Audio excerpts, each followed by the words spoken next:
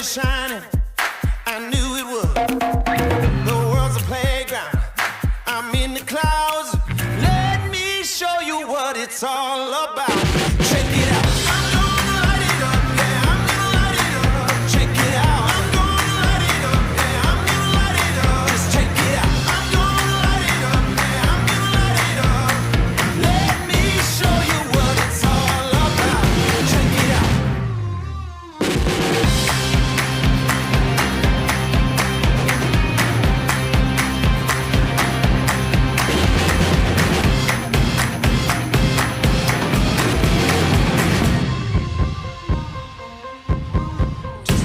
Let me show you what it's all about. Check it out. I'm gonna light it up, yeah, I'm gonna light it up. Check it out. I'm gonna light it up, yeah, I'm gonna light it up. Just check it out. I'm gonna light it up, yeah, I'm gonna light it up. Let me show you what it's all about. Check it out. I'm on the big stage. I got my crew. I'll get you moving. It's what I do. The party's started. It's going down. Let me show you what it's all about. Check it out. I'm gonna light it up, yeah, I'm gonna light it up. Check it out. I'm gonna light it up, yeah, I'm gonna light it up. Just check it out. I'm gonna light it up, yeah, I'm gonna light it up. Let me show you what it's all about. Check it out. I'm gonna light it up, yeah, I'm gonna light it up. Check it out. I'm gonna light it up, yeah, I'm gonna light it up. Just check it out. I'm gonna light it up, yeah, I'm gonna light it up. Let me show you what it's all about. Check it out.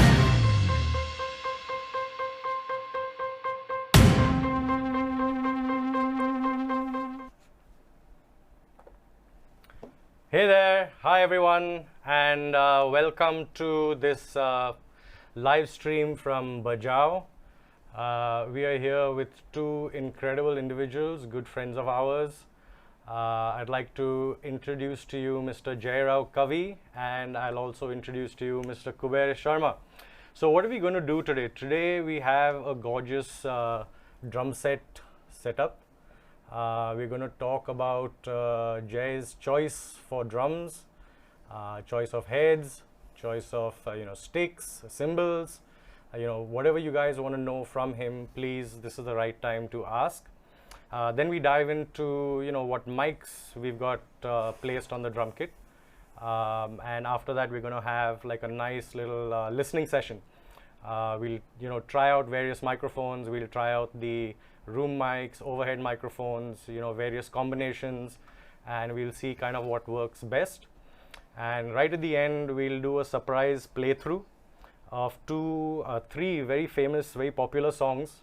Leave it up to you guys to guess which songs Jai is going to play, but for now let's turn it over to Jai and Kuber. Hey guys. Hi. Hey, what's up? What's happening? How are you guys? We're good. How are you today? I'm awesome. It's been a good journey getting this set up and all that ready. Yeah. We're all sound guys, but and drummers, but Almost sound guys. almost sound guys and drummers. And at some point, we like to dabble into video stuff as well. So first, Jai, tell us a little bit about your journey. Tell us about the equipment that you use. Tell us about skins, your choice of skins. Sure. Why do you choose certain skins? Sure. Just for these drums had some different skins on them, and then Jai brought his own skins and changed everything around, and we think it sounds great. So Jai, yeah, over to you. Yeah. So I mean, when you called and asked me to do this, I was pretty excited because I love experimenting as much as I can. So, and my drums currently are in my studio rigged up because I'm actually working on some new material that Warren Mendonsa has been working on, and it's rigged up and ready to record there. So I was like, maybe I'll just use the house kit. And this is a lovely Pearl Masters in bright red sparkle. That's the finish. It's an all maple kit. Wow. And it's a very basic setup that we have today. Just one rack, one floor, 22-inch kick, 12, 16. And I wanted to make sure that we had fresh heads because that's very important when you're recording drums. Yeah. So what I went with today is are the Evans EC2 glossy. Like the finish is, they're in between clear and coated. Right. So it's kind of the best of both worlds, and it's the first time I'm using them, and Right. I'm really happy, you know, the way they sound. Yeah. And I bought a couple of snare drums today. Yeah, you have a thing for snare drums. I do. So, for me, sir, what's your snare drum count at this moment? I think it's about 9, 10 maybe. So basically, you could buy a small car. You definitely, most certainly could. Most certainly could. But Cool. it probably wouldn't sound as good if I Right. hit the car. No, but today with me I have my Pearl Reference 20 ply, which is 14 plies of birch and 6 of maple. Wow. And an alternate snare is the Pearl Brass that I have here. It's a 3mm super thick brass snare drum. Right. And both these drums are super chunky. Right. It's just the way they sound. They have a ton of weight on them, Right. and the heavy drums to begin with. Yeah. And as far as heads, for this guy, I've got a brand new UV1 Evans, which Right. is what they actually do Okay. is they actually blast like UV rays, and that's how they get the coating on there. Oh wow. Yeah, they're Okay. pretty cool, and they almost never fade out. Like usually on coated heads, you'll Right. see them over time Right. fade out. Fading. The coating kind of dies out, Yeah. but this will stay on forever. Nice. And so yeah, we swapped the heads out, tuned a bit. It's So gonna- your regular setup is with the kit that you That I record at tour with, home. You yeah. record at home from. yeah. I mean, for everyone's information, Jai has now got a kick-ass home recording setup. It sounds ridiculous.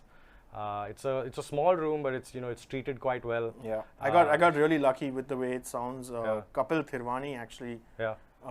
built it for me, and Nice. the idea was just to make a soundproof room at that point, Yeah. and of no intention of making it into a recording studio, and it actually worked out really well. And then the pandemic happened, and it was Yeah. like, what am I going to do, right?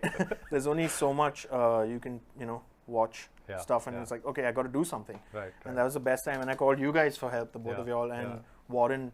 Yeah. That's when I got, Our good friend. yeah, our good friend and fellow gearhead. Yeah. And it sounds way better than So and that I setup started is- with 4 mics. I remember, Right, like, right. that's Yeah. all, and Yeah. that was the bang in the middle of the lockdown where it was hard to even get a cable. Yeah, we didn't even from us at Shure, we didn't have any gear available at that point. So it's like the first bit of gear that came. We said, okay, let's start with 4 mics, and then slowly Yeah. we built it up. Yeah. So a lot of the mics that we have here are also part of Jai's home setup. Yeah. So, but that setup is 2 rack toms, 2 floor toms. At the moment, it's 1 rack, 3 Yeah. floor. So One it's a rack and 3 12, floor. 14, 16, 3 Wow. toms, 3 toms, yeah. 2 mics on the snare drum, top Yeah, and bottom, Top and bottom, yeah. 2 mics for the kick drum, Yeah. 2 overheads, Yeah, 2 rooms, and 1 hi-hat mic. So total of 12 at home. 12 mics at home. Yeah. Wow. Yeah, that's a, and we heard some of the recordings that have come from there. They sound Yeah. pretty awesome. Even for me, I mean, like, what you have to understand is I had no idea how to even set up a Cubase session. Yeah. Exactly a year ago. Starting from scratch, basically. Yeah, like absolutely starting from scratch, because Yeah. I spent my entire, my professional life playing drums and focusing on that. And if I Right. did any session work, it would be at a studio where I just show up with my gear, record the song, and leave. Yeah. And a lot of it would just bounce over my head, right? All the You've got to learn from scratch now. yeah, pretty and much. it's awesome, man. It's been a great experience, because now I don't know if I find myself playing a lot differently when you're recording and you're experimenting and you're trying things, and Yeah. it's been fun like that. Yeah. Cool. So while we're on what mics we have in there, I'll turn it over to Kuber. Kuber, what mics? We went through a lot of choices of microphones when we started there. Yeah. We in fact started with a set of PGA microphones. I mean, they were okay. They do the job.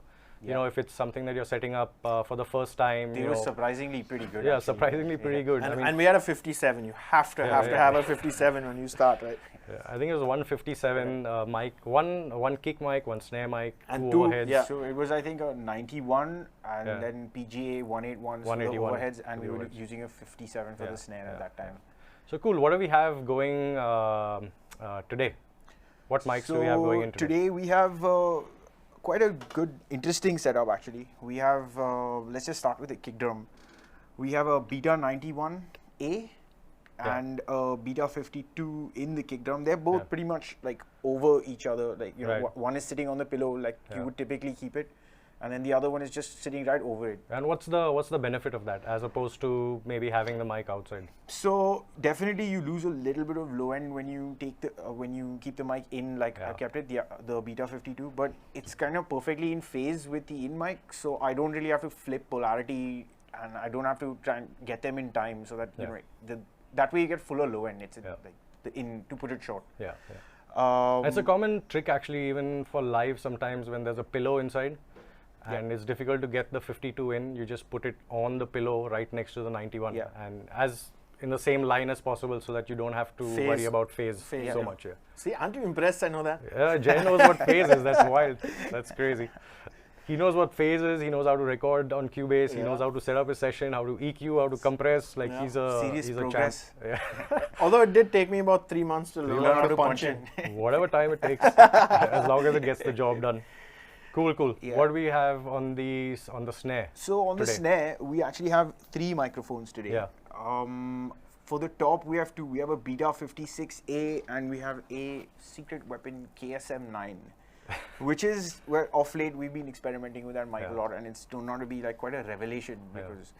So, and on the bottom we have a Beta 98, which is the same thing that we have on the rack tom over here, and we have an SM27 on the floor tom. We have 2 KSM 32s, large diaphragm condensers for overheads. And then, if we can see over there, we have in the room mics, we've got a pair of KSM 313. KSM 313, and we have a 44. What is that? What do we have there? We have a 313 and a 44. KSM 44. So the 313 is a ribbon, and the 44 is actually running in figure 8. And then we've got like the 2, like one side of the ribbon is facing left and right, and the other side is facing front and back. It's called a Blumlein miking technique. And we'll chat more about that when we actually come back to the console and we can see some things that have been done there on specifically these mics. But just again, the 313 is the red mic that you see on top. It's a ribbon mic. It's bi-directional. Quite commonly used for room, quite commonly used for guitars, used for vocals. And we have a KSM 44 below that, which is in cardioid. No, it's in bi-directional as well. So we both are in bi-directional. Oh, okay, nice. So it's basically almost like you've got a bi-directional one facing this way, and you've got bi-directional another one facing this way. One facing front and back, and one facing left and right. So you're pretty much picking up the entire room. And I guess the idea with having these mics like this is that you want to listen to the drums as naturally as they would sound in the room. Kind of like mimicking what the ear would kind of listen to, because your ear would kind of pick up the reflections coming off the walls as well. You're not just listening from the front. Also on the hi-hat, we have another Beta 98, which is just underneath. It's more just to pick up some extra dry articulation. I mean, the overheads do a very good job of just picking up the hi-hat by themselves. So it's just to fill in the space if you ever need. And I guess that's what we'll do. Like when we have Jai playing, he's going to play like a small section of 8 bars and just repeat that. And each time he plays, we're just going to listen to different sets of microphones. So, we'll start with I think the most important thing for drums is to capture it on a recording kind of as close to what it sounds like in the room. And if you can achieve that, then but that takes time and experimenting, I think. A little bit of effort. Basically capture it as clean as you can, as organic as you can, and then you can do stuff. And the thing is, like, if you stand in the room right now and you hear Jai play, it's it is loud, but how do you capture that loudness and make it impactful in the recording as well? I think that takes the most. Putting the mics on is nice. Choice of mics is important, of course, but knowing where to place them, how to treat them, which we'll have a look at later, I think is most important. So that's our setup. We have 2 mics on the kick, 3 on snare. We've got a 98 also on the hats. We've got a 98 on the toms, 98 AMP. There's an SM27, which is also another surprise because that's also typically a vocal mic. We're trying it out for the first time. Trying it out for the first time. Sounds quite amazing. Yeah, sounds quite good. And I mean, case, at my house we were using this The guy, Beta 56. Beta for the 56 for the- there, yeah. Which is Second a floor. commonly used tom yeah, mic, it's quite commonly used.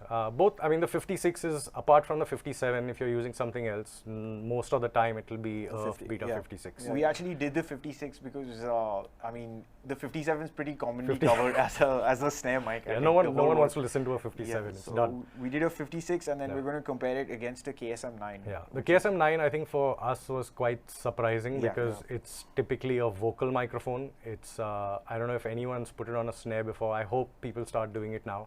But It it's does sound yeah. very different. It sounds very different, Captures yeah. very So different. normally in a studio you take a 57 and then you clip a condenser next to it. Yeah. Normally, so the condenser kind of fills out the extremes of the spectrum, Yeah. which is like the big fat bottom end and the shiny tops.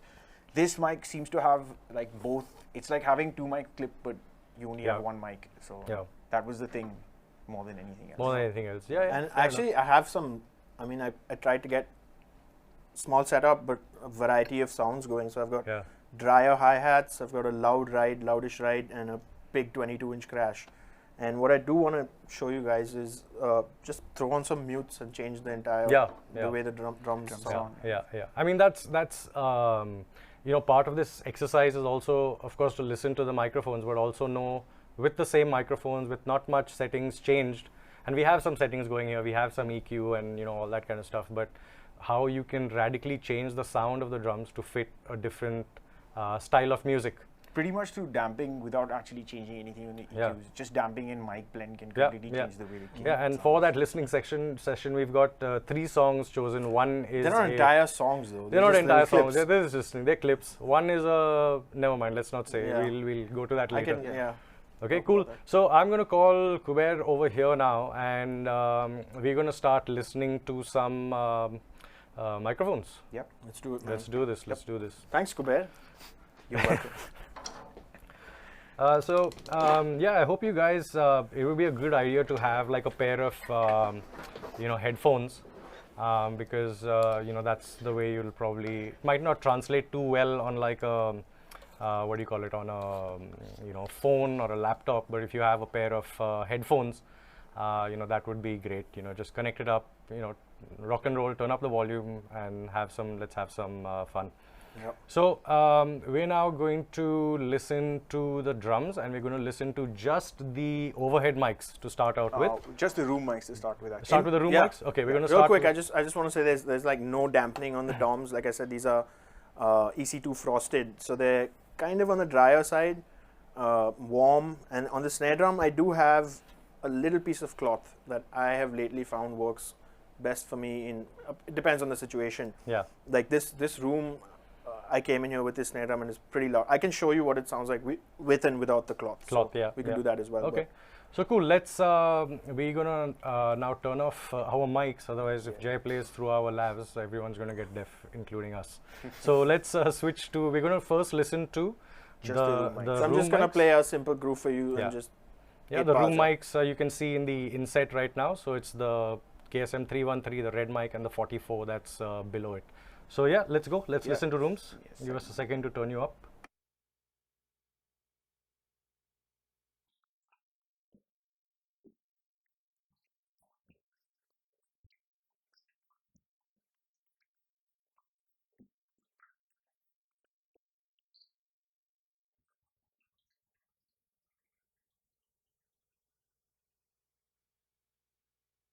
Okay, so those were the 2 room mics that we had there. And, I mean, at least to my ears, it sounds a softer version of exactly what we are listening to in this room. What do you think? Yeah, pretty much very close to Yeah, what it sounds like. very in that close to what it position. sounds like. Yeah, gives you a nice natural feel of what the drums sound like in this room. You can get some impact from the kick. You can hear the crack of the snare really nicely. Cymbals, everything seems quite in control, basically. Cool. Let's switch over to. Let's now listen to. We'll turn off the room mics and we'll go to the. We'll switch to the overhead mics, which are a pair of KSM 32s. Yep.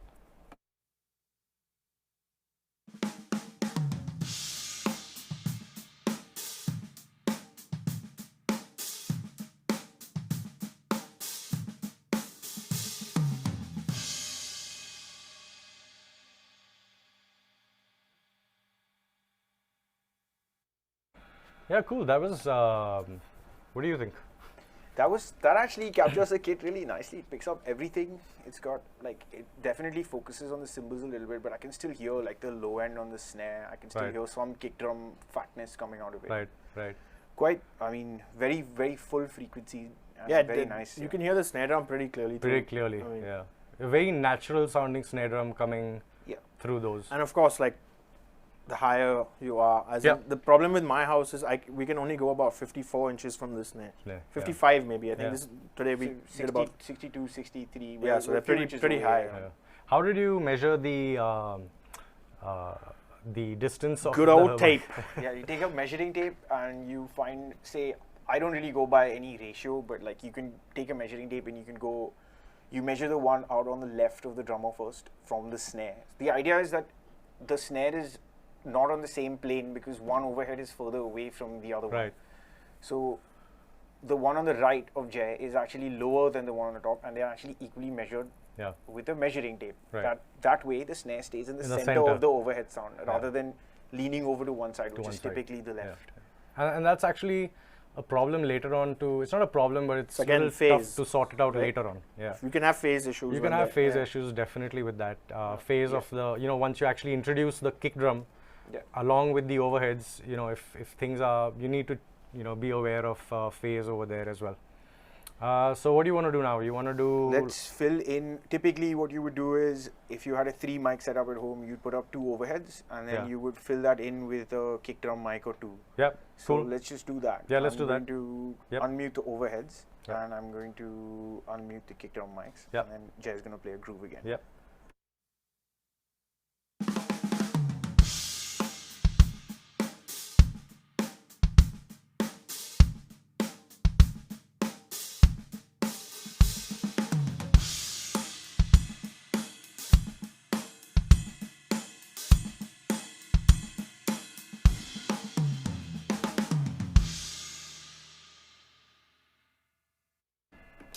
That was pretty cool. That was just that was both the kick drum mics, yeah. Yeah, that was both the kick drum. Both the kick drum mics and the 2 overheads. So you can get a pretty complete sounding drum recording if you just keep a kick drum mic to, even one kick drum mic and a couple of overheads can give you a pretty good picture of what the kit is. And if you're not really, making very dense music, it's easy to record drums with just those 3 mics if you want, or 4 mics. Yeah. And like, that's the evolution of recording drums, because no one had 16 channels back in the day to record. It was first 1 channel and then went to 2 and then it went to 3 and then it went to 4 and now here is where we are. 4 is typically what people would use the most. Yeah. So cool. Let's now switch to, shall we bring in the room with this or we bring in the room later? Let's bring in the room. Bring in the room with this, So room, overhead, kick drum. Yeah. That's it so far. Okay. Okay, cool. So, yep, let's do that. Let's just check that.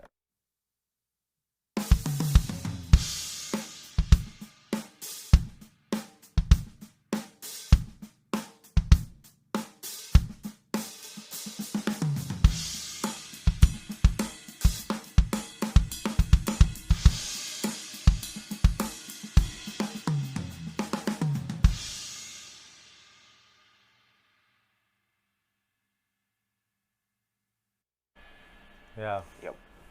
That was meaty. Nice. That was meaty. Meaty. It's like you hear those mics that we had on the overheads and the kick, and now you have more perspective of what that sound actually is. Like the size of the space. The size of the space. Yeah. It just sounds bigger. The kick and the 2 overheads, it sounded great, but it does not give you the bigness of having a couple of room mics. Of having a couple of room mics, yeah. Cool. And now I think what we're going to do is bring in the snare. Let's just bring in the snare. Yeah. So in fact, let's do one thing. Since we have 3 snare mics, we're going to get Jai to play the same groove, but we only listen to first the Beta 56. Yep. Then we listen to the KSM 9. And we listen to it with the bottom mic. Listen to it with the bottom mic, yeah. And you should be able to notice in one of them, you should be able to notice a decent amount of difference with respect to the bleed picked up from the hi-hats. The KSM 9 is in supercardioid, so it's very, very narrow, Very picks up tight only the pattern. snare. It should reject a good amount of hats and cymbals, whereas the 56 is cardioid, so you should be able to, 56 also super. 56 is also super, Super, but yeah. it's little wider. It's not as narrow. It's not as tight as the KSM 9. So cool. Let's listen to the 3 snare mics. So let's just first listen to the 56. You can turn off the rooms and everything else. Okay, so let's just We just listen to just the snares. just the snares. Yeah, Okay, so let's just do just kicks the also. snares. Yeah, that's it. Yeah. Cool. Yeah. Let's go. So this is the beta 56 The 56. and the 98 in the bottom. Yeah.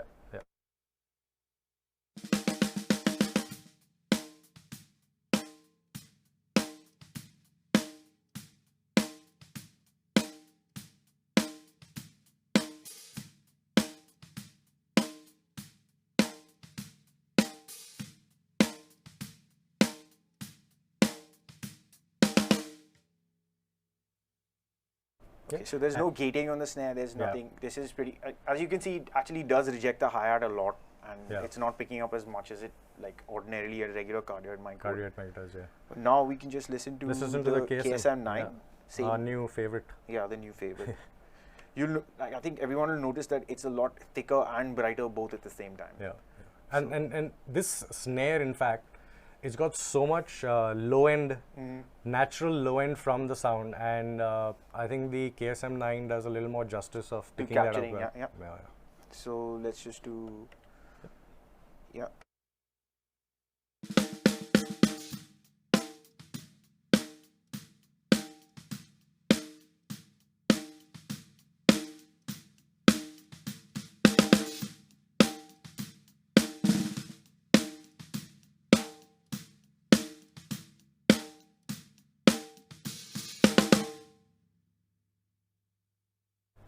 Yeah.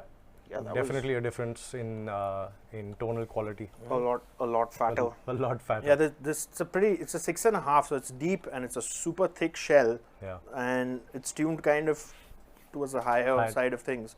Yeah. So, I mean, it still manages to capture all those qualities. Like that's what Right. I'm going for in a snare sound. Is I want that low end and I want that crack.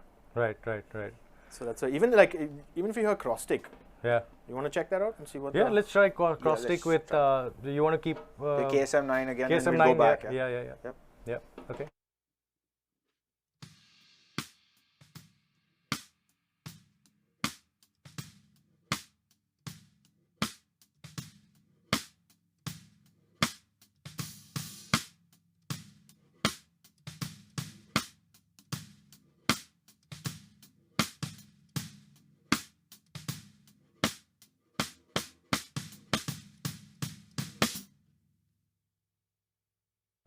Yeah. Yeah. Picks it up very clean. Nice Crisp, natural yeah. cross stick Very sound. crisp. Yeah. Mhm. Good cross stick sound. Let's listen to the 56 in the cross stick. Yeah. Yep. It should not be. Shouldn't be vastly different, but Yeah, but it won't definitely will not get the same amount of crispiness Yeah. coming from this one. Yeah. So let's try that cross stick pattern once more.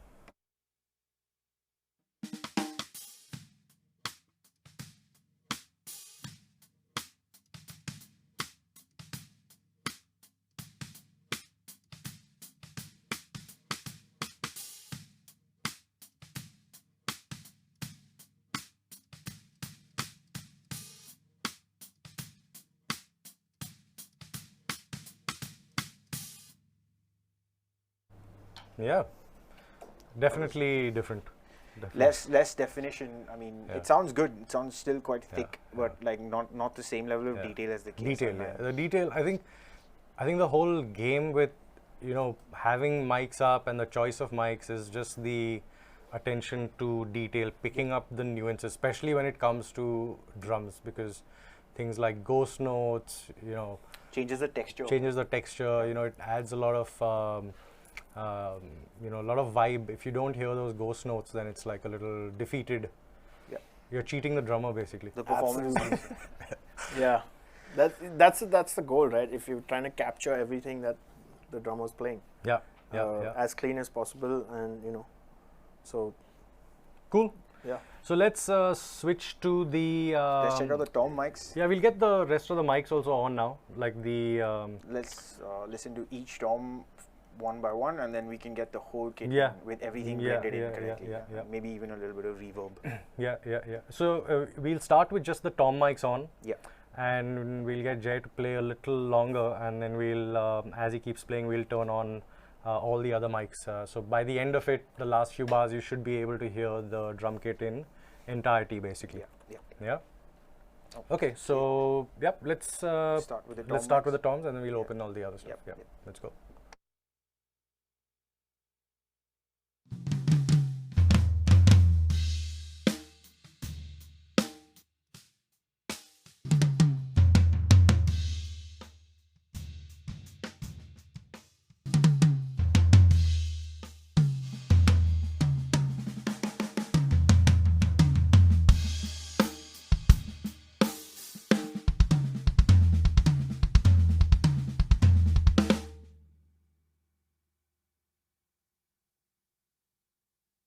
You'll have to keep going a little longer. Yeah. Oh, I'm sorry. Yeah.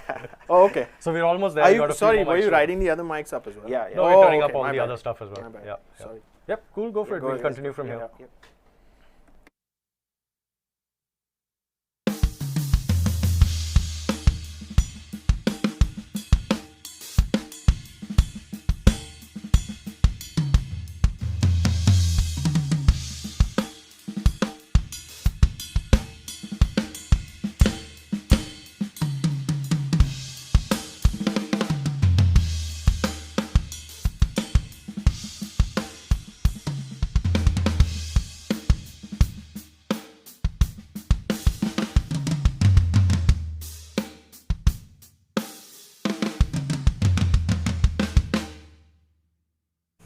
Yeah. Yeah. So there is some processing on that you guys have. Yeah, we have a bit Basic going on, and EQ. we'll actually go through. You know, Some of that we'll give Jai a few minutes break, and we'll actually switch over to console view, and we'll just get a look what to where exactly is can going on. take you through what stuff that is going on. So let's give me a second here, and it's this is pretty much stuff that needs to be. It doesn't need to be done. Everyone's taste and flavor will be slightly different. But these are just pretty typical settings that you should see on a mixed drum track. So let's switch to that. And so let's see what you have going here, Kuber. So this is what you're looking at is the kick-in microphone, and what I've done is I've gated it a little bit. I've actually, if you look at it, I've keyed the gate, which basically means the gate is only reading on your left. If you look, it's only reading a certain spectrum of the frequency. So what I've told the gate is only look at the low end. Which that means that I can leave the threshold relatively more gentle as compared Otherwise, to. it just starts opening with snare drum and And it starts choking. If you tighten the threshold too much, then it starts Choking choking the the kit. drum out. So to be able to get like a nice clean gate, you can just key the gate like this. And what I've done on the EQ over here is I've just dumped a bunch of the mid-range, which is pretty typical, around 400, 450 hertz. You'll like in most kick drums, you'll find yourself taking out a bunch of those. And I'm actually using this mic only for a bunch of point, the Beta 91. The main meat of the kick drum is actually coming from this, which is the Beta 52, which has just got a little bit of a low end bump. And again, I've just dumped some of that mid range, which is like 463 and 248. Little bit I've taken out. Right. And then the same kind of gating. There's no compression on the kick. But that's the very typical EQ for. It would be slightly different if you had the Beta 52 out. Because you would capture a little more low end.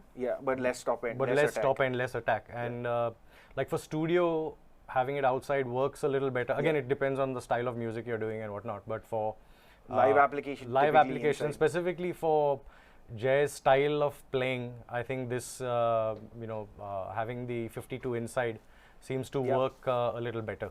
It's more focused and it picks up the. I mean, I don't. As you can see, I've not boosted any top end on this. So correct. It's the 91 that's filling out the top end, and then it's the Beta 52 that's giving you the low end. And then on the snare, This is the 56, which is muted right now, but it's very typical processing again. I've just taken out some mid-range, pushed a little bit of lows, pushed a little bit of tops, and it's got no gating, a very small amount of compression. Yeah. If you look at the compressor, it's just just touching it. Yeah, I mean, barely. I can actually mute labs, and then you can maybe just check out what's happening on the compressor. I can ask Jai to play. Yeah. 1 second. So you can see it's the same This is similar on the compression. 56. This is on the KSM9 now. KSM9, yeah. Which is on. So I'm going to mute our mics, and Jai can just hit the snare drum, and you can hear what's happening in the compressor. Right.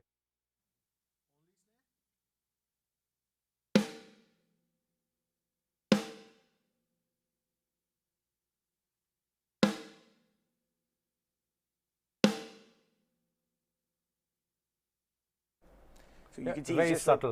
Like very subtle. 3 dB when he's really whacking it, but it's not really doing that much. But it's also in the EQ. It's just basic, just shaving off some mid-range, the honky mid-range. If I shut off the EQ and you listen to the mic, you'll maybe get a better idea. I'm going to switch this EQ off. Yeah. And I'm going to mute, and then you can play the snare. Yep. Just play the snare. This is a snare without EQ. Just single hits? Just single hits is fine. Actually, you know what I'm going to do? I'm going to mute out everything else as well, so that you can hear just the snare mic. Yeah.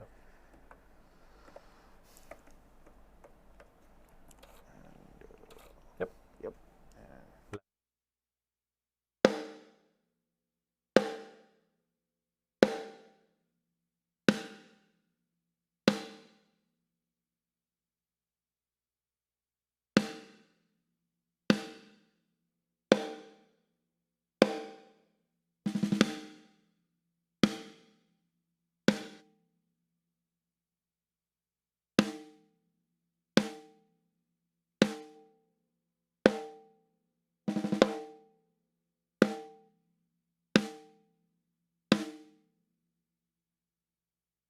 So as you can see, I just muted and unmuted the EQ a bunch of times. One with the reverb on, and then a couple of times with the reverb off. You can see it just takes a little bit of the honkiness on the snare out, and gives it a little bit of shine in bottom, but like nothing major. I don't think it's like... You always need to be a little cautious about, what do you call it? Cautious about things like when you are processing stuff, because sometimes you can, you know, it starts sounding nice with a little, and then you want to go more, and then you want to go more. Yeah, and you got to know when to just stop. When to stop, just take a step back, you know, have a, maybe take a break, come back after a few minutes, then listen to it again. And especially in the studio where you keep experimenting, Yep, exactly. Cool. Yeah, so that was what's happening on the snare drum with a little bit of reverb and stuff. Yeah. Then snare bottom, pretty much the same. If you look at it, it's the same. Yeah. I mean, I'm just taking out a little bit of the honky mid-range, boosted a little bit of tops because I want to hear the wires. Yeah. Hi-hat, I've like kind of mutilated, but this is the dry hi-hat mic, and you just shave off. It's just for the point. Yeah. Again, with the toms, it's key gated. As you can see, the gates are told that to look at only the frequency range that is in black right now. Right. And so that way, when he hits the tom, it picks up. It's sensitive to the tom, but not sensitive to anything else. Same way as the kick drum. And you can do. It's just important for everyone to understand that it's not about just the console that we're using. We have a small Allen and Heath desk, but you can do this on pretty much any desk. It's a common studio practice as well. We're not doing anything fancy. Yeah, nothing fancy. It's just common. What's normally done. It's quite common. Keyed gating is just a normal thing, So this is just to clean up, just typically how you would clean up a drum sound. Same thing with the other tom, except for I've told it to focus a slightly lower since it's the floor tom. Yeah. And then the overheads, they have a little bit of compression running, like a basic type of compressor, or FET compressor. Yeah. And they have a little bit of EQ. Yep. Which is again just shave off some of the mid-range. Yep. And what we've basically done, what's interesting in this for today is that is what's with the room mics. Yeah. What we've in done fact, we had quite a few questions from regarding room mics, and one is from our buddy Barry. Oh. Barry is a great guy, a super engineer. Yes. He also works for Shure. He works out of Dubai, and you know, he does a lot of these live sessions as well for drums and guitars and stuff. And you can check that all out on the Shure Middle East YouTube page. Yeah, he's just a world of knowledge. So he wanted to know, you know, what was exactly going on the room mics. So this is something I don't even know where I picked this trick up from, but when you do 2 figure of 8 patterns, what you can do is I've assigned the same microphone input to 2 channels on the desk. Right. And I've panned each of those channels left and right. Right. And one channel on one side is phase flipped. Right. And it's like multing, and it's like a mid-side thing, but I've done it for both. Right. So essentially, it gives you like a much wider. And then typically what you do with room mics is you really smash them. What I've done is I put this compressor on like a really aggressive ratio. Yeah. And I just smashed the living daylight out of it. And if we listen back, I'm just going to mute everything. Yeah, mute everything else. Let's just hear let's just listen back to the rooms, and you can see what each of them does. If you want, I can switch off the process. There's a little bit of EQ on them as well. You can have a look. It's just shaped. Yeah. It's kind of just shaped so that we pick up the drum more naturally. Yeah. In the like I said, the whole idea should be like how, if you're standing in the room and you can hear the drums, how do you get that same sound to come through the room mics into your recording or onto your live thing. Now, there was a question a little earlier about using room mics in live. Now, that's not too common, obviously. You can't really do that. You're going to pick up everything else You'll on pick stage. up everything else. But, you know, in studio, that's where you have, you know, you have the space, you have the room, you have the dryness kind of to actually add the room mics to make it sound more natural. The isolation also. So. Exactly, exactly. So let's listen to no other mics. We're just listening to the room mics. Smashed. The one thing I'd like to mention before is that smashing room mics with compression increases the length. It makes it seem like the room is a little bigger than it actually is. Yeah. Which is also a very commonly applied trick. You can just go with any compressor that you have. Yeah. And you can just like use a very high ratio and like smash it and see what it sounds like, see what it does. It's just an experiment. I mean, over here also there's nothing really fancy. Nothing. It's just everything that's available on the desk, you know, stock stuff basically. Yep, pretty much. So cool. I'm gonna mute our mics. Yeah.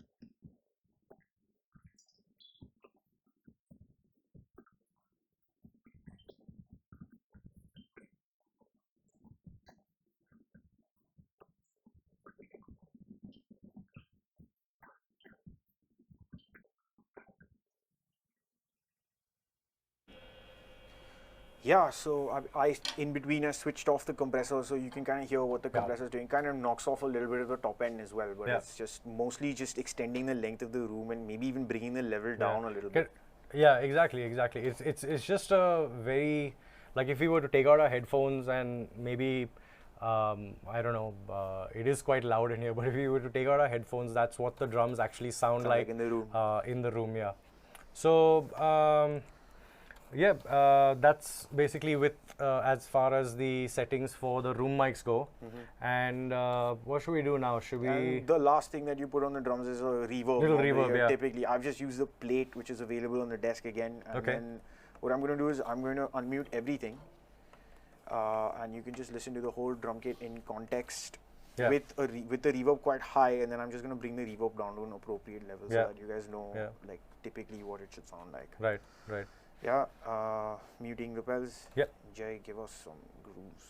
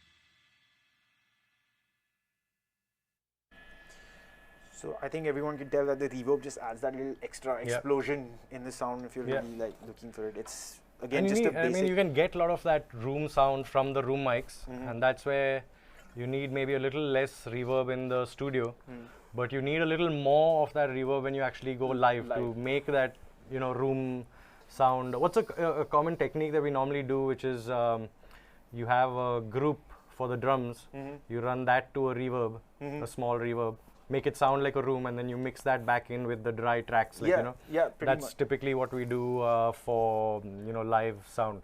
And then you add another larger reverb and we give you the reverb sound basically, because you're missing a room. Exactly. So cool.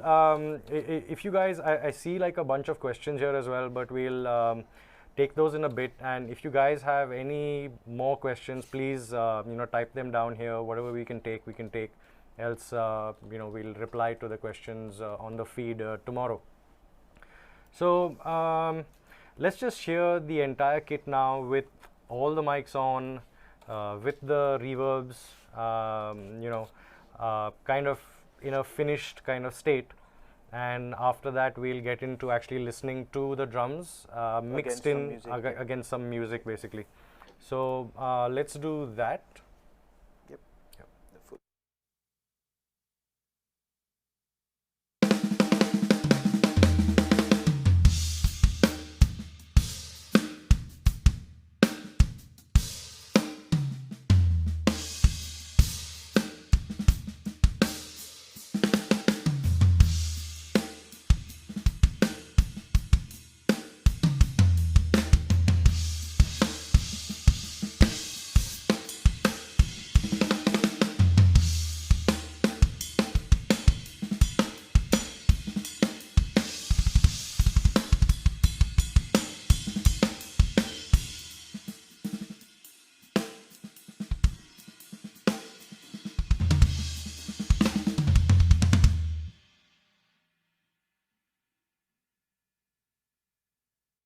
Just a bunch of personalities in the head coming out. Yeah, I mean it's cool that you get to listen to different styles in one take, and kind of what we have going, or what Kuber has going right now on the console, is kind of making it work for all of that. Like, we didn't have to drastically shift out and move stuff out, in order to make it work, which I think at the end of the day should be the way it should be. We're not really doing anything to super enhance the sound or anything. We're just like making minor corrections, and like that's pretty much what is required every day.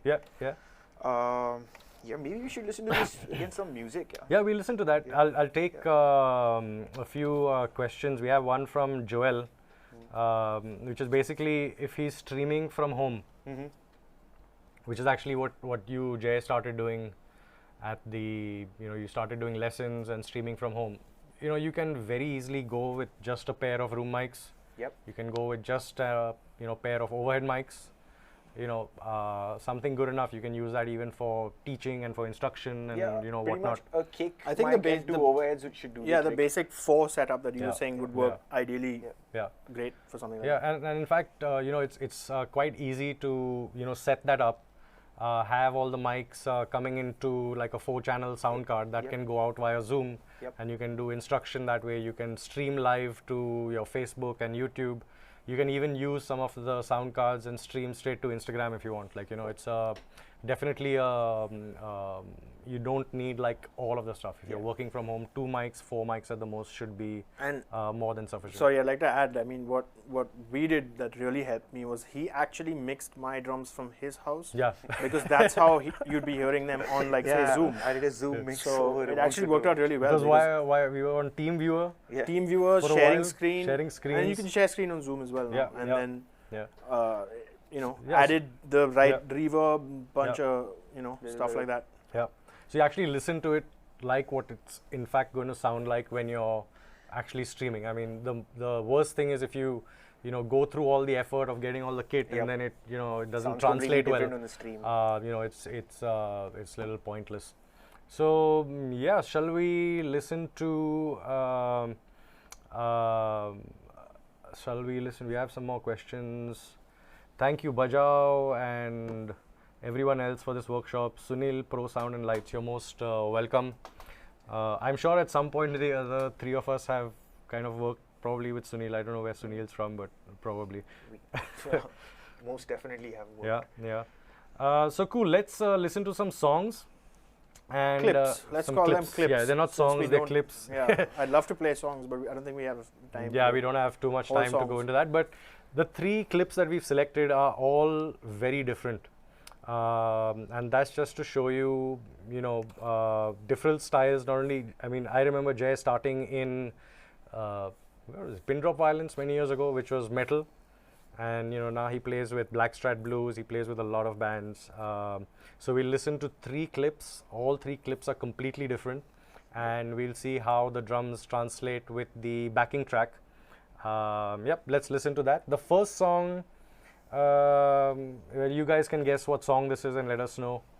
Maybe we might have a special prize for someone if they get it right, and someone who gets all three songs correct. Well, it's difficult to get one of the three. Difficult to get one. It's actually it's difficult to unreleased. get two of these correct. For the newer bunch, both of these. Yeah, we actually have a clip from a song that's unreleased, Yeah. and it's It's a tiny clip. It's a small tiny clip, yeah. but We'll get to that later. We'll get to that later. Okay. But so yeah, do you wanna? Can I just check my snare tuning real quick? yeah, please sure. turn off the lavs. Yeah, Can maybe just keep the drums on. yeah.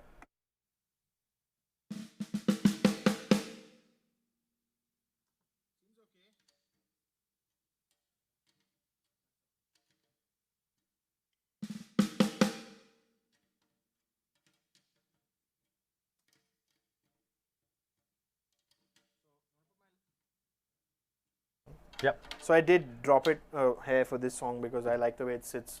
Yeah. It'll sit a bit better. And Yeah. whenever Yeah. you want to go, it's just a little clip. Let's Yeah. check it out. Yeah, All right, let's meeting- go, meeting guys. labs. Let's have a listen to this.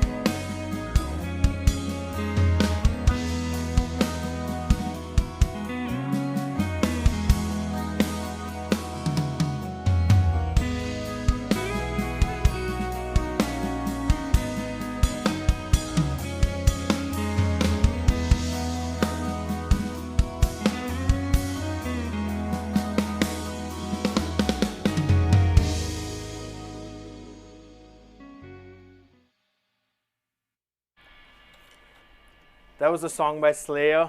In case you guys. Yeah, that was brutal, absolute Yeah, brutality yeah. from. We should, in fact, thank Warren Mendonsa Yeah, for letting us loaning use- us this track. Yeah. It's a beautiful song. It's recorded. It's called very well. Northstar for It's people called that don't know. Northstar. Yeah, people already have Northstar. Yeah, for me, it's one of my favorite songs off of that album, just Yeah. because I just wanted to make a simple groove sound as interesting and Yeah. as fun for me to play live. Yep. And I wanted to check the snare tuning because the way that I'm not playing super busy, Yeah. and I like a thick snare Yeah. that's kind of snarey, if that makes Snarey, sense. yeah. Also, Yeah. so that's the idea behind this. But if you want to really, I was talking about the dampening. Can I do an AB real quick with and without the little cloth that I Yeah. have here? Okay. Let's do that. So, sorry, real quick, it's just, I literally got a tiny piece of cloth and clipped it onto the snare drum. Yeah. It's about 2 inches and it's super thin. It's the kind of cloth that you wipe your glasses with. Like that, Yeah. that's how thin it is. Right. And it makes the world of a difference, man. It just controls things. And again, you tune according to the room and you play according to the room as much Right. as possible. Absolutely. If I were in a big stadium, auditorium, I'd probably tune it differently and Yeah. dampen it differently as well. Yeah. So I'm just going to play just kick and snare, and then while I'm playing, I'm going to take it off, and you guys can Yeah. tell Let's the do that. difference. Yeah. Let's try that.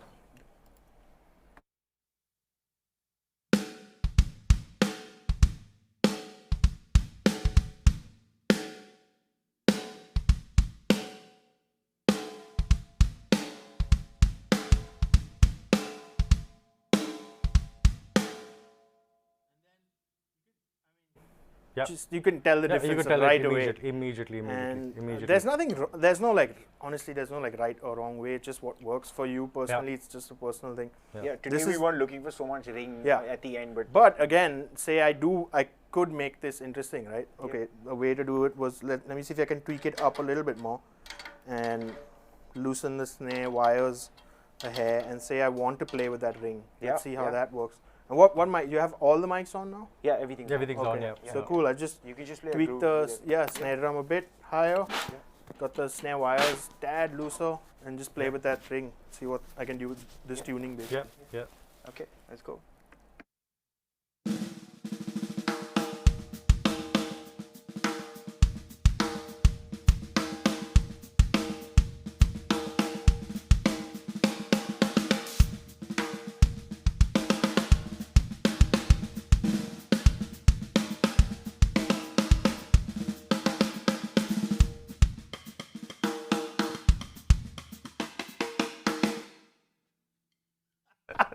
So I almost never play, like that. But it's make fun. it I love it, dude. I love it. Yeah, it's interesting. I mean, that's the thing, right? A sound can kind of make you want to play differently and hear things differently. So it's cool. Yep. I enjoy as much as I can try and find ways to get the most out of each drum and each cymbal. Yep. Nice one. Nice one. So shall we move to the next? Oh yeah. Can I? Yeah. Should I deaden? Are we moving to this? Or are we moving to this one? We're moving to this one. This one. No, we'll do the dead one in the end. We'll do the dead one in the end. Oh, so we're doing the. This is the old school Jai. Oh yeah. This is the next song by Metallica, baby. You wanna tune the snare back to it? Oh yeah. Good call, man. Thank you. So yeah, we gotta have the snare sitting. Engineer always to the rescue. Yeah, this guy knows his drums, dude. He knows. He really does know his drums. I mean, he knows tunings. He understands tunings, and that's cool. I know that tuning is not going to work for this song. Yeah, you never know. You never know until you never know, right? That's true. Well, this is a surprise. Maybe you guys can let us know what this next song that's coming up. Next clip. Fali, stop calling it a sorry, song. the next clip. We might have to come back here and do a full bunch of. Hey, maybe man. we can do a full band over here the next time. I'd love to. Nice one. Cool. Yeah. So. Are you ready? 1 second. I just wanna. Yeah.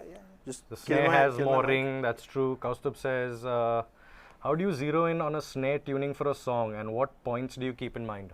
Good question. While you were tuning the snare. Yeah, I think great question. Actually, it's again like that song Northstar. It's super spacey, so you want to have as much body as possible. At least the way I look at it. Length. Yeah, you don't want any. But again, you don't want like a pang, and it's kind of like the snare's not gonna resonate like that anyway. Yeah. But the point is, you want something that sits and it doesn't really stick out of the music. Yeah. In terms of even the tone. I mean, I never really tune to a pitch or anything per se. It's more kind of what I'm hearing in my head. Hearing, yeah. And this is an example of. Is it tempo related? I mean, do you think? I think like yeah. So I mean, I think if your snare's like super dead, and you're playing a bunch of notes on it, it's gonna sound messy. Yeah. So if there's like heaps of space, you want like either a little bit more length or exactly do it with reverb or or you want it super dead, which we're gonna get into later as well. But yeah. So there are some questions with some folks want to have a look at. In fact, that cloth. So I'm actually going to switch to the other camera. Okay. And if you can just, just take it off and. Sure. Yeah, let's just have it's a look a at tiny it. piece of it's cloth. a tiny piece of cloth. Use this camera here. Yeah, you can just show them that camera's live now. Okay. Yeah. So you can see that little greenish, yellowish piece of cloth. That's it. Yeah. Yeah, it's a little cloth, and without. You want to kill my mic real quick? Yeah.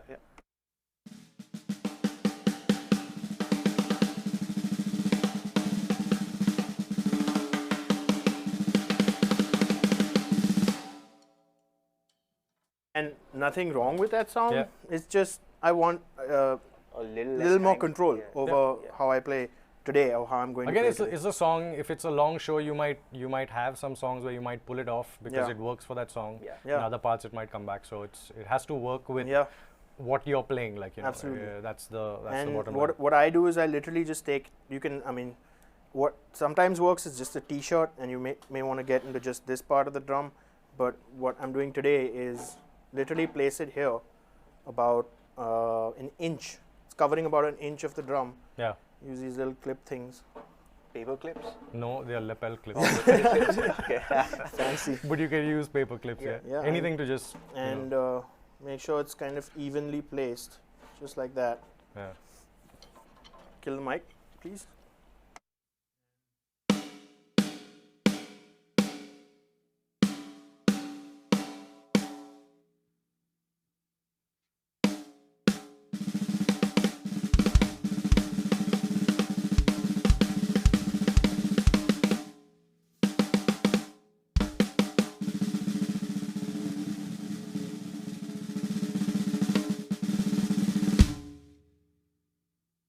So again, it's trial and error. That's the only way to see what works. And there's like a million ways to dampen drums. There's a million products that you get things like moon gels and damping gels, and I find like they kill that's Maybe too overkill. much, yeah. Overkill, yeah. But again, if that's the sound you're going for, that's great. Yep. But that's not what we want here today. There's So no just right or wrong method. Really, No, it's just Yeah, what works. What yeah. works. yeah. Cool. Let's go into The next. old Jai clip.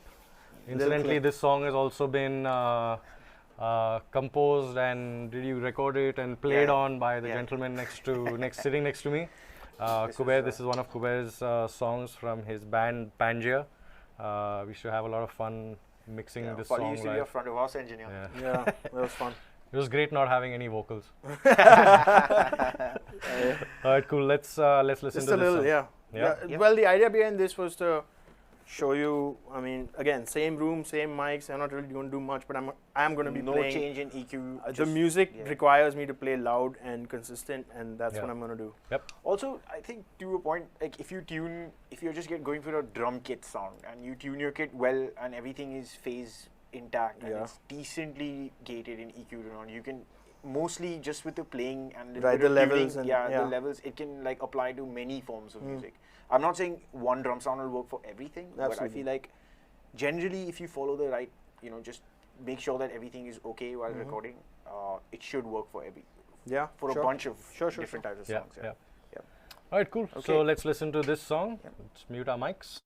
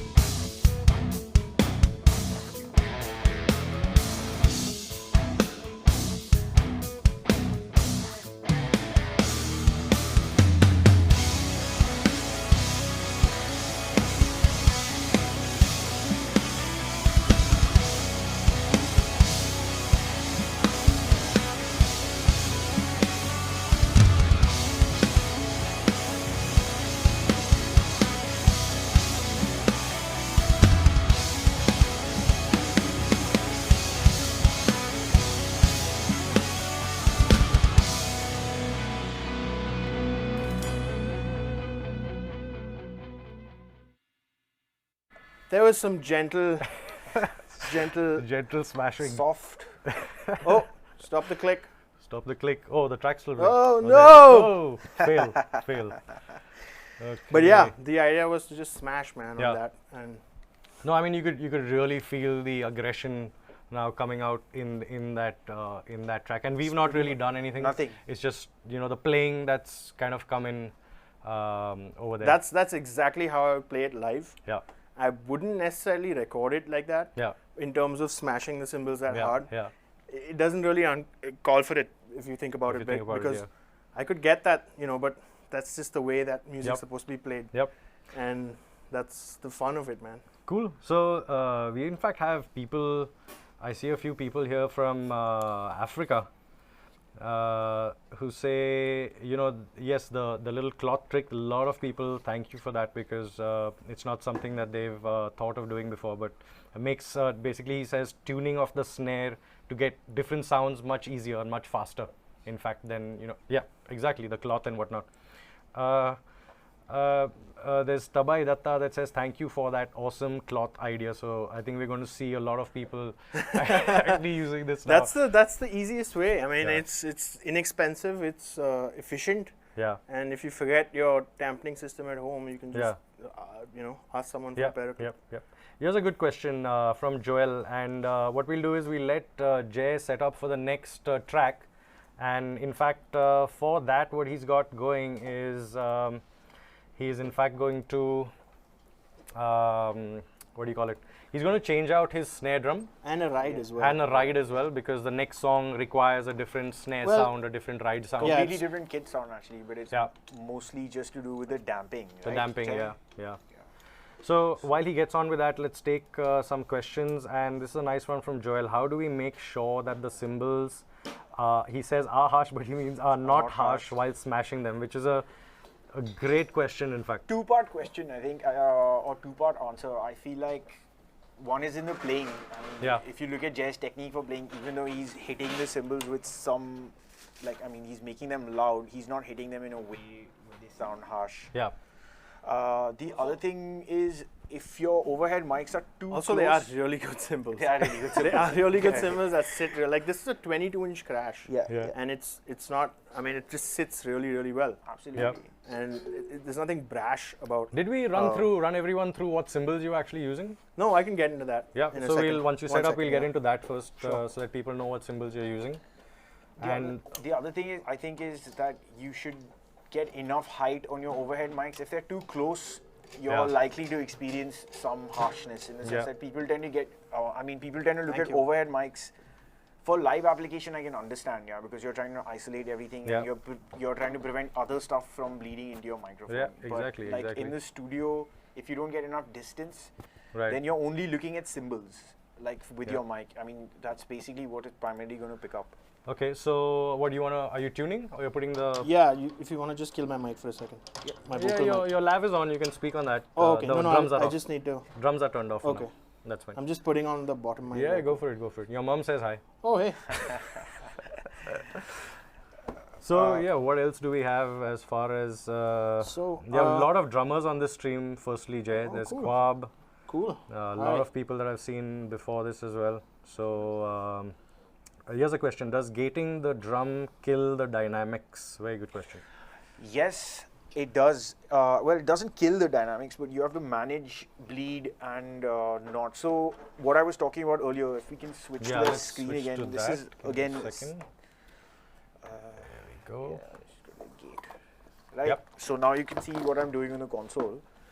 What basically is happening is that I'm keying the gates, which keying means there's a sidechain input, and the detector of the gate is only reading. You see that black?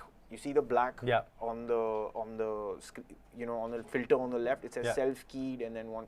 So I'm telling the gate only look at that frequency region. So in a tom, for example, this is what? This is tom 1, right? The rack tom. Yeah. It's going to kind of ring over there. It's just going to have that sound, and that's what goes on for the longest. The initial attack of the drum goes away after hitting it. So what you can do is you can ask the gate to focus in on that, and it'll only close once that goes away, and it'll only open when that resonant frequency is when you hear that triggered beyond it, when it hears that resonant frequency. So that's one way of not killing the dynamics of your drums while gating and cleaning up all the bleed. Well, not all the bleed, and but some of the bleed. I'll tell you guys an interesting story. This technique, in fact, I got to know many years ago when we were doing tech support for one Sepultura show in Shillong or somewhere in the northeast, and we learned this from him. At that point there were no in-ear monitors, it was all wedges, and he's like, the drum wedges used to be so loud with so much guitars coming through that if you don't use this technique, it's nearly impossible to gate the drums. This way, only when it hears whatever frequency you have there, like anywhere between 150 upwards, 200, 300 maybe. Yeah. That's only where the gate opens. Otherwise, it doesn't open at all. That's one way of helping out, not killing the dynamics with the gate. Yeah. So another question here is great sound. Your brother Janak is on the. Hey Janak. Quab, we are in Bajaao Studio in Andheri East. This is their setup here, and they've been very helpful in letting us use the studio. Hey Sean. Hi. Sean, come in the camera, say hi. Really hope you guys are having fun. Shall we do this again? Cool. All right, so let's get into the last mic that we have, last clip that we have. Yeah, I just want to get into, Yeah. I mean, if I were to talk about this sound, again, you'd obviously change a whole lot of things like a kick drum as well, but I mean, we don't have too much time. But so what I did right now is I literally just had old drum heads that I owned and cut them out. So just cut out the little steel, the aluminum frame, Yeah. and you place it, and then you have again a free mute. Yeah. And this sound is probably like reminiscent of the 70s. Yep. And Yeah. that the Motown, And as far as the snare drum goes, I have this, like I was saying, the Pearl reference brass, which is again a 14 by 6.5, and I have this thing called the big fat snare drum, which is basically a fancier version of this homemade mute, but it does have a cutout here. So this is called the donut, and you just literally, I can show you what it sounds like without and then with. Yeah, let's just. So again, this is a brass snare drum with an Evans Power Center reverse dot head with 32 strand snare wires. I really like wide. Yeah, but the other one has 50, by the way. I forgot to mention that. 50. 50, yeah, Oh my yeah. gosh. It's like that thick, because then the drum becomes super sensitive. Yeah. I like that about a snare. But yeah, let me get into this real quick. I'll just show you what it sounds like without any dampening, wide open. Yeah. I haven't really tuned it, so I'm going to tune it with you guys as well. Yeah, I mean, we can mute our mics, turn on the drums, and sure. we can Let's tune check it. it out.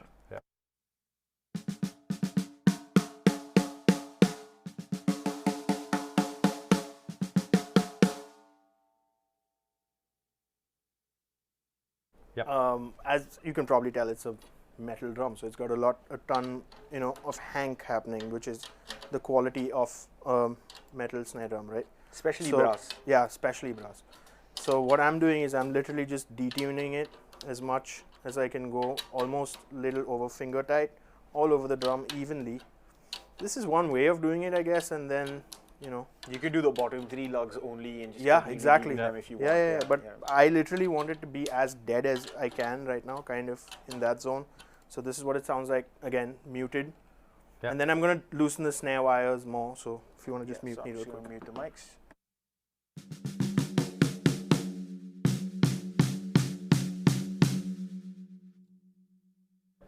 It actually sounds like a tom. It's resonating. Resonating like a tom, exactly. Yeah, it's at 3 exactly. mm brass, man. Yeah. So again, I'm going to loosen the snare wires again, a Yeah. little bit. And now I'm going to put the big fat snare drum on there, and it's going to sound Completely different. like an 808. Okay. Let's go.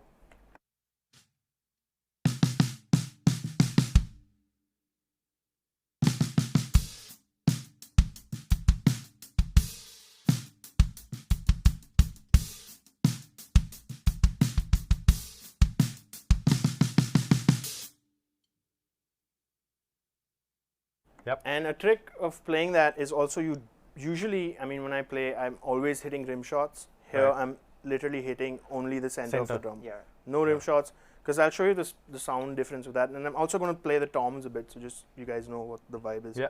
Yeah, let's just listen to some grooves with Yeah. this drum sound. Yeah. Nothing, no change. Nothing No change else, from yeah. our So end, nothing. yeah. It's just. Just the damping. The only other thing I've swapped is I've swapped my ride, because Right. I've gotten this 22 vintage pure light ride, Bison's, made by Meinl, and it's again, it's not as big as the ride I had earlier, which was the pure alloy, and this just is a lot more washy, but Washy. dry. Drier, yeah. It's again for this song.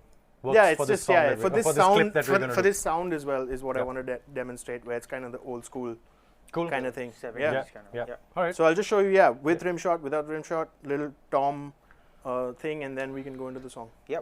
Nice one.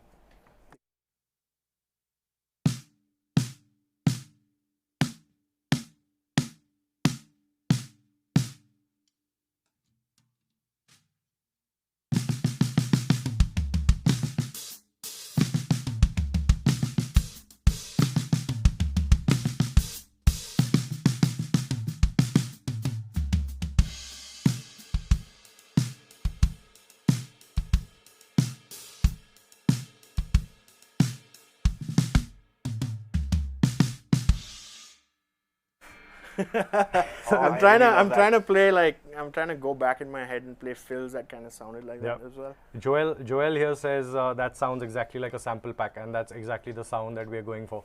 You know, it Thanks, sounds man. like an 808. Yeah. That's the whole whole And game. literally, basically. you guys saw what I did. I literally just, you know, the drums exactly tuned the way it was. I haven't touched the toms. I just messed around with the snare drum. Kick drum is exactly the same. Yeah. And I'm not digging in as hard as I was when I was playing earlier. That's the other trick with the kick drum. Kind of play off the head. Also, we've had to push the dry mics on the snare a little bit because it takes the volume off slightly. For sure. I mean, when using damping, you know that you're going to lose some volume on the drums. So this little clip that I'm about to play is really short. This artist that Kuber and I worked with recently called Zohran Miranda, and very talented songwriter. Yeah, he wrote some really funky songs, and we had to recreate this sound in a way. And it was fun, man. It was fun doing it, and it's unreleased. That's why I just literally play you. We took his permission. Yeah. Thank you, Zohran. Thank you. Thanks, Zohran. And sorry, another thing I wanted to add real quick is the hi-hats I'm playing. They're huge. They're chunky. They're like 16-inch extra dry. Wow. And the idea is, again, you can hear a very clear. Yeah, but they're dry. They don't like get in the way of things, and they just feel like a massive, sweet hug. I think so. Okay. All right, cool. Shall we go for this one? Check it out. Yeah. Okay.